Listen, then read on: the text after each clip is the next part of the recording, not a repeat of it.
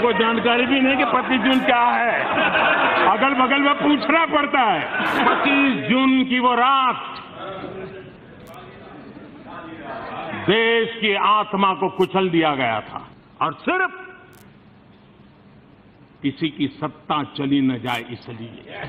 राष्ट्रपति जी ने आपातकाल की घोषणा की है। इससे आतंकित होने का कोई कारण नहीं है। भारतीय राजनीति के इतिहास का काला अध्याय।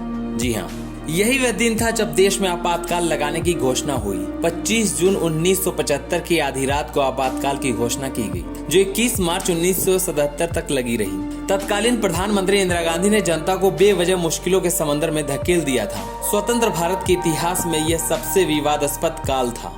इसे आजाद भारत का सबसे विवादित दौर भी माना जाता है। मध्य रात्रि में तत्कालीन राष्ट्रपति फखरुद्दीन अली अहमद के हस्ताक्षर करने के साथ ही देश में पहला आपातकाल लागू हो गया था।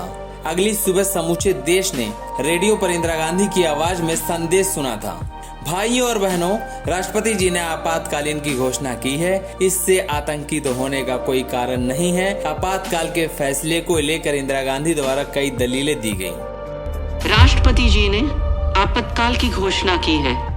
इससे आतंकित होने का कोई कारण नहीं है।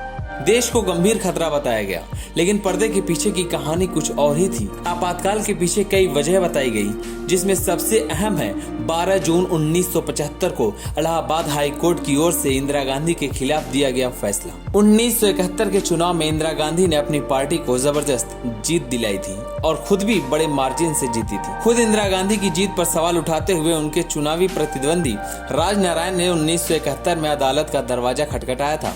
संयुक्त सोशलिस्ट पार्टी के उम्मीदवार के तौर पर इंदिरा गांधी के सामने रायबरेली लोकसभा सीट पर चुनाव लड़ने वाले राजनारायण ने अपनी याचिका में आरोप लगाया था कि इंदिरा गांधी ने चुनाव जीतने के लिए गलत तरीकों का इस्तेमाल किया है।